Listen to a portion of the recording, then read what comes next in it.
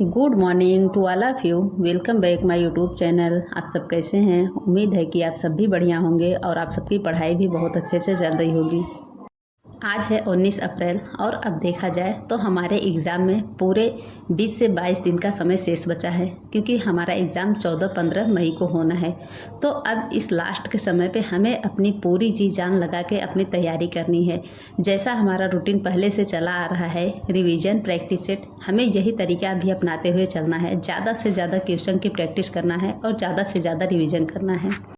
ये जो लास्ट का समय है ना, तो इसमें इतनी ज़्यादा घबराहट हो रही है, ऐसा लग रहा है कि अभी तक हमने कुछ भी नहीं पढ़ा है और जो भी पढ़ा है कोई भी चीज़ याद नहीं रह रही है। तो ऐसा हर किसी के साथ हो रहा है, क्योंकि एग्ज़ाम का प्रेशर ही ऐसा है कि कितना भी हम पढ़ाई किए रहते हैं, लगता है कुछ भी नहीं पढ़ा है, सारी चीज़ें भूलने जैसी लगती हैं।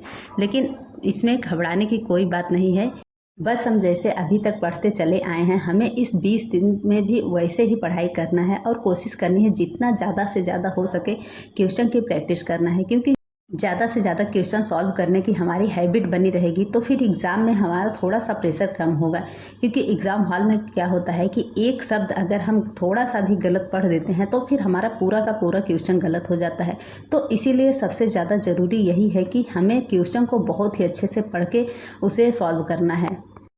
और आज 19 अप्रैल हो गया और लगभग आज 10 दिनों के बाद मैं कोई ब्लॉग अपलोड कर रही हूँ। इसका मेन रीज़न ये है कि बीच में कुछ डिस्टर्बेंस रहा, जिसकी वजह से मुझे मम्मी के घर भी जाना पड़ा, तो वहाँ पे 3-4 दिन का समय चला गया।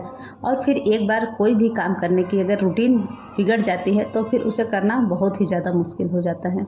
बाकी आगे से कोशिश यही रहेगी कि थोड़ा सा ब्लॉग कंटिन्यू करूँ, क्योंकि ये यूट्यूब का फंक्शन भी ऐसा है कि इसमें कंटिन्यू रहना बहुत ही ज़्यादा ज़रूरी है। और इस बीच आप लोग के भी बहुत सारे कमेंट आए थे कि ब्लॉग क्यों नहीं आ रहा है, तो फिर इसका मेन रीज़न कोई नहीं था, बस ऐसे ही थोड़ा सा एक बार ब्रेक लग गया था तो फिर रीस्टार्ट करने में थोड़ा मुश्किल हो रहा था। लेकिन अब कोशिश यही है कि आगे से ऐसे ही कंटिन्यू करूँगी, क्योंकि पढ़ाई के साथ अगर कोई काम और कर रहे हैं तो फिर उसे भी थोड़ा सा कंटिन्यू करना ज़रूरी होता है। तो बस अभी कोशिश यही है कि जो भी समय अभी 20-22 दिन का बचा है, इसमें अपनी पूरी ऊर्जा लगा के अच्छे से मेहनत करनी है। बाकी आगे क्या होता है वो तो बात की बात है, लेकिन अभी का समय जो हमारे पास है इसे अच्छे से हमें यूज़ करना है। तो बस अभी हमारे हाथ में है कि हमें जो भी समय मिला है हमें इसमें अपनी पूरी जी जान लगा के अपना 100% देना है। बाकी आगे क्या होगा वो तो हमें नहीं पता है, लेकिन हमारे पास आज का समय है तो हमें आज के समय का अच्छे से यूज़ करना है। और आप लोग देख ही रहे हैं कि अभी 16-17 अप्रैल को असिस्टेंट प्रोफेसर का एग्ज़ाम हुआ है, तो उसमें तो इतिहास का अगर क्वेश्चन देखा जाए तो उसका क्वेश्चन पूछने का तरीका बिल्कुल ही एकदम नया रहा है। तो हमें ये अभी से मान के चलना है कि जो भी पिछला पैटर्न रहा है उससे तो बहुत सारा चेंजिंग देखने को मिलेगा, लेकिन हमें ये देख के घबराना नहीं है। हमें बस कोशिश यही करनी है कि हम जो तैयारी अभी तक करते चले आ रहे हैं उसके आधार पर हमें अपने आप को तैयार रखना है।